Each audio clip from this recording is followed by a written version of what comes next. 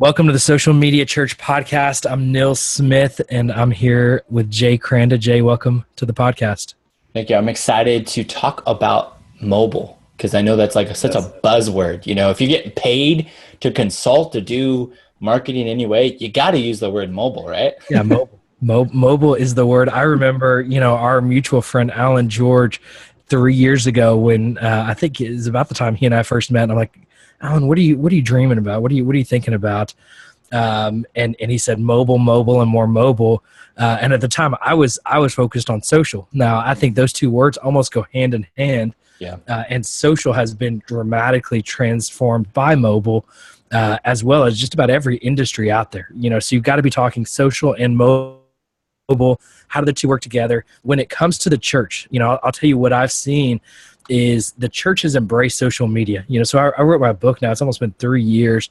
I used to sell churches on social media. I don't have to do that anymore. When it comes to mobile, though, I feel like churches just don't quite get it. They're like, we'll have a mobile website, and I'm glad they've moved that direction. But there's a lot missing when it comes to mobile technology in the church. YouVersion is transforming the church. Oh, yeah. If you ask people to hold up their Bibles in church, probably more than 50% now hold up their phone. It's awesome to see how that technology has been in effect, but churches themselves haven't done a whole lot. I would say there's a few options out there. The church app is the most well-known. It's what you guys have at Saddleback. And I think that came out of Mars Hill Church. And then there's some others. We use a company called Impact Factors. Not a large company. It's a small company. So we used to use a platform called Mobile Roadie, which Second Baptist in Houston uses, and a few other churches use. But there's not a lot of options out there, to be honest, when it comes to mobile technology. Jay, I'm curious your thoughts, or when you even think about mobile in the church, what comes to your mind? Yeah, I mean, there's definitely been a reaction. So as mobile grew, there was like the first evolution was to build a mobile only site. And then there was like the whole app thing happen. And now there's like the third kind of wave is almost the responsive stuff. So responsive is super integrated. So now the idea is when you're building a site, you're not just building, you're kind of building almost in tiles. So as things expand, tiles move up and down, and everything is kind of one site. And I know for us, the church app, we're moving away from that. It's definitely not something that, because the identity of the app and the identity of our website is completely different now, because now our website is fully mobile and fully responsive, so that it's the same experience. And I know we did that change about a year and a half, 2 years ago, and it's been huge because even with our online experience, the idea is that you can have the same experience on your phone or your desktop. Everything just kind of shifts around. Now, I feel like what the next kind of phase that people are moving towards is, and we're still limited, and we've talked about this many times on the show, this idea of, Apple and even Android, there's limits of what you can do in the browser versus in a kind of as an app. And so the idea is that when you're building a site, there's only so many parts of the phone you can access on the browser.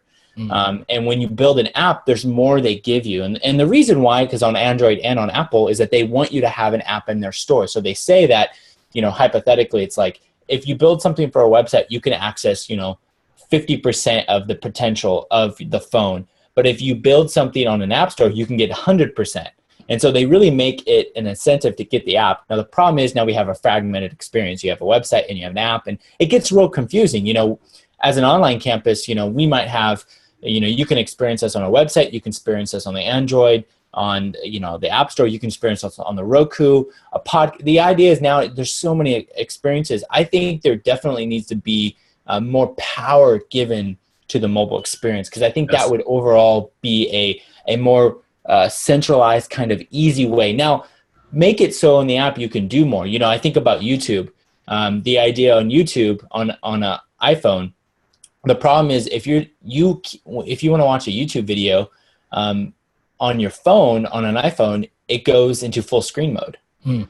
But on the YouTube app on iTunes, when you play a phone, they give you an option to watch it in the lower thirds, and you could still do things. Right. So the idea is that that's just access. YouTube built it, and Apple probably made them, is that you have to download their app to have that feature. And so there's kind of this feature division. So I think churches have slowly adapted more and more responsive. I think of popular build sites like Clover for the churches, those are kind of outdated and they're slowly trying to evolve. But things like Squarespace have slowly made it easier for churches to be more responsive and think more mobile. But I think that we're waiting for that, and there's some people that are doing that.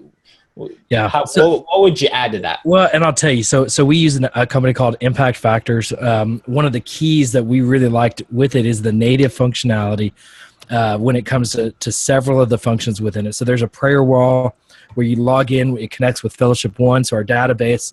I feel like one of the keys to a mobile app is that data, and really you kind of stay logged in, where that's much more complicated with an HTML5 website. And then where we've seen the big opportunities in the giving, and so it essentially stores your giving information there natively within the app. Use a 4-digit PIN code like you would an ATM, and then you can easily make a gift. And so we've seen that giving functionality really be a great asset to our giving experience. And so that's been a huge part of, and we see giving month over month since we launched about a year ago, increase in the mobile app, and it not affect our other giving platforms. So we've seen a huge opportunity there, but I would say it's the other functionality within the church that I think struggles. So what I'd like to do, Jay, in the rest of this episode is for them to go inside our mind. So you and I have not talked about mobile apps in general, but if we were to build a mobile app, so they're going to kind of see us, even messily talk this a little bit. And messily isn't really a word, I don't think, but that's okay. We're going to go through this. We haven't talked through this. We don't have an outline for this, but if you were to create a church app, what would those functions be? And so let's maybe take off the two big functions that we already talked about, or that everybody knows about, is like sermons, that media on demand experience, and giving. I think those are the two no-brainers that churches are already using. What are some other functions that you think would be really valuable within a mobile app? I think, and you hit this briefly, but I think that account kind of personal profile is so important. And I know that with mobile experience, that's such a hurdle right now, because even with Facebook, that happens. Have you ever been on your phone and you're sitting there, you want to share it, but they link you to the mobile site, not the app, and then you have to log in. That's so crazy, because I'm on Facebook constantly, but because it's on the mobile site, my phone doesn't talk. The browser, system doesn't talk to the app system. So the benefit of a mobile app right now is that you can have a login. So you can log in with your Facebook. So if somebody wants to share something on your church website right now on Facebook, and they're on their phone, most likely they haven't logged into their mobile Facebook account. They've logged into your app, but you can on your own church app, you can make that so they're already logged in and they can easily share. So I'd make that account that's linked to all their social accounts, and then I would add an option. And we've experimented with this, and we've had great success, is that how do you want Saddleback, our church, to contact you?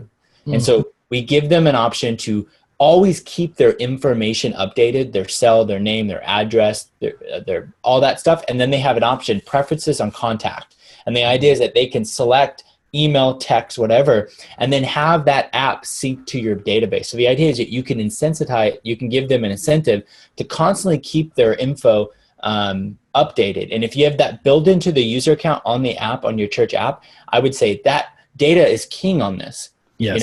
You know what I mean? So that could help open rates on emails. That can help, give you a reason to have a texting service plan. Hey, 30% of our community says texting is an option. Wow, what in the world? So we need to get on Text Signal or some kind of other, text service, right. Texting service. But I would say a user account with all that robust would be essential for the build. That would be the one thing I would say for sure.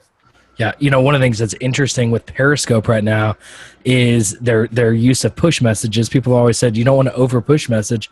I probably get 20 Periscope push messages a day, if not more, and I don't mind, because they're valuable. Now I've turned them off, for days at a time, but that's an interesting function of direct communication for the church. A couple of other things that I've thought of is the on-campus experience. And so you and I are both in very large churches. If I pulled up to Saddleback, I would have no idea where to go. So if you can create an interactive campus map, because your phone can know exactly where you are at any time, it can almost say like, here's basically an on-campus map to the kids at check-in area.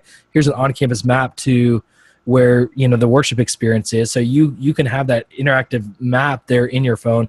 The other thing that I think would be interesting is if you could check in your kids through your phone. So right now we get stickers. I don't know what you Oh, get at wow. Back. When we check in our kids, we've Yeah. got a sticker, and then we got to bring back the sticker and show them the sticker.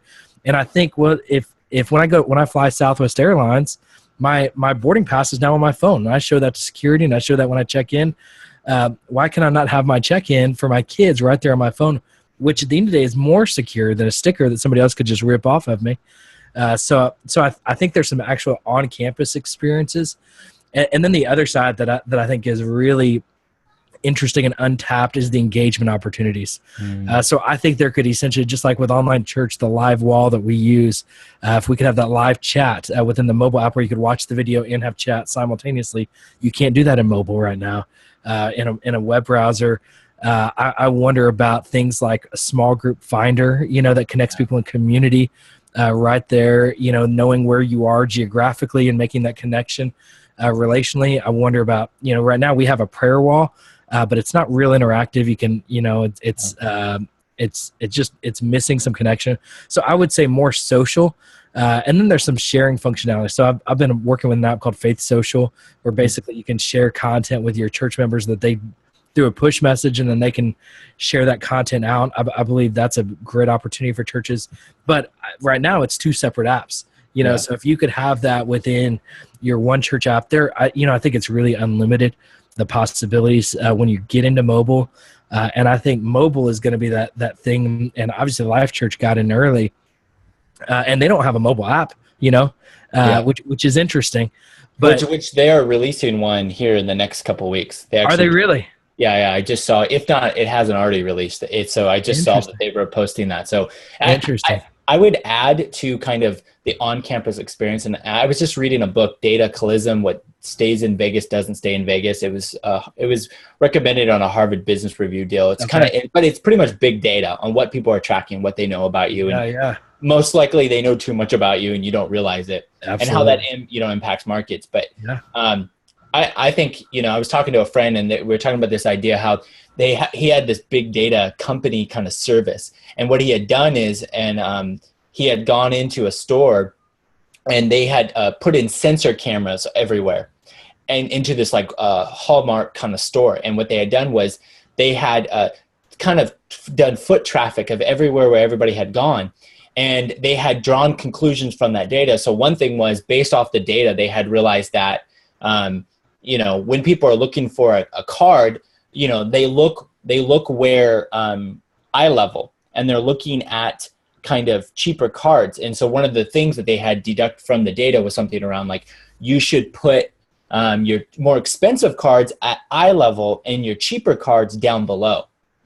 And they had actually recommended that, and that had boost sales. And so I think that's kind of a marketing angle of it. But I think as a church, there's some things you could do. Now, I think you got to be careful of the privacy things. You can get a little creepy here.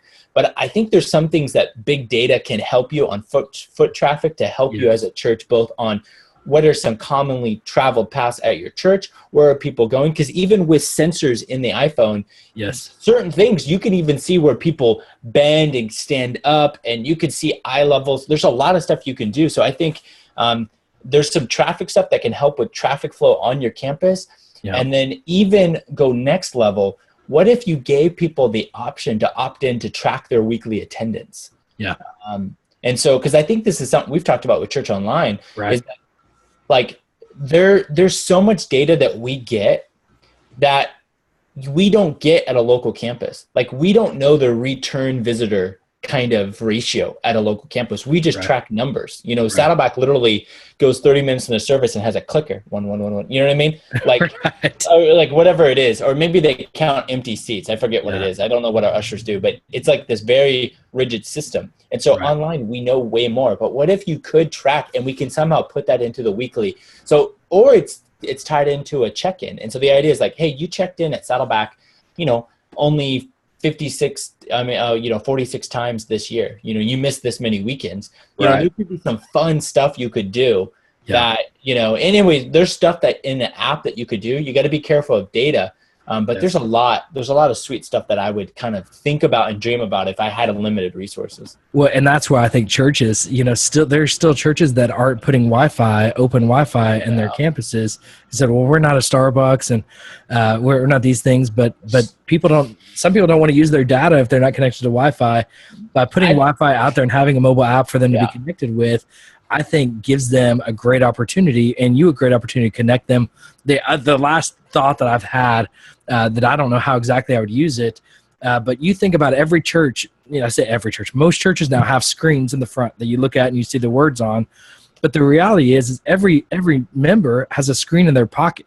And so what during that worship experience can you create where maybe you don't need to put the Bible verse on the screens because everyone's looking at the Bible verse on their phones, and you have basically they can follow along to an interactive screen that's in their pocket. And so you can say, read this verse, and then actually, so if you just click this button, you can tweet it out right now. And we've created that tweet within your mobile app that you've already connected your Twitter account to. Or, read this, and then if you want to save this for later, just go ahead and store it, and it'll send you an email. I think there's so many things with kind of that second screen experience within a live worship environment that churches could really utilize. Now, I don't know how you create that, but I think we need to have these conversations, and I hope, that we will actually collectively, pioneer these new technologies, because the truth is it's too expensive for one church to do by themselves. But collectively, I think if we can put together ideas and creatively work on how we want to really navigate mobile technology, there's just this unlimited pool. And I think it really comes down to data, which you spoke to, and the data that we can capture and the data that we can really help to create an incredible experience in our church members' pockets will help them be more connected, more engaged with the Bible and with their community. And it's just a powerful tool. Yeah, and really it's an all-in-one. The more and more we move towards this, we're trying to be an all-in-one. Online, all it's done is fragmented so many markets. It's fragmented the television, live broadcast, rebroadcast markets. It's fragmented retail. It's so many things. We're trying to bring things together. And part of it is the church. Obviously, it's resources and bringing it into one. Saddleback, we have a notes app. You can take your notes on your phone. It's a great app. My wife uses it every week. I use it. I actually use Evernote. So I kind of just, take photos of that. But my wife uses it, and it's so sweet how you can do things. I just think what the church needs to do, and it's part of the reason why we have this podcast, we're highlighting different things we're seeing and trends we're talking about. We want to share it with other church leaders and say, hey, here's stuff you need to be thinking about. As a church, you need to be thinking about how you're constantly evolving and thinking about how you're going to make your experience better. Because it's not just millennials. It's every generation now is adapting. It's like my grandma gets my tweets. You know what I mean? Or my grandma joined my Periscope. You know what I mean? Like it's everybody. It's not an age thing anymore. Everybody is connected. More and more people are connected. And ultimately, it's for that goal. We want more people to come to know Jesus and come to live for Jesus. So it's not about the tech. It's about helping people come to know Christ and live for Christ. And we're willing to do anything short of sin in order to make that happen. And we hope our podcast can help in that process. And if you got any ideas on what your ideal app kind of would look like for your church, or something your church is doing, either link it to us and or share your idea with the hashtag SMC podcast. And thanks for listening to this episode, and for everything else, engage with us on socialmedia.church, and don't forget to use that hashtag SMC podcast.